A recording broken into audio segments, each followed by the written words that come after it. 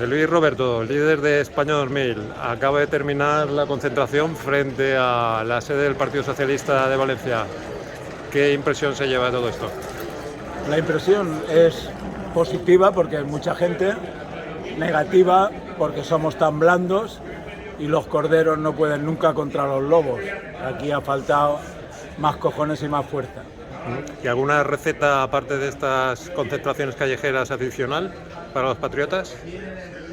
Vamos a ver, la receta es militar, organizarse, y el resto de recetas no se pueden decir porque a lo mejor estaríamos contraviniendo el Código Penal.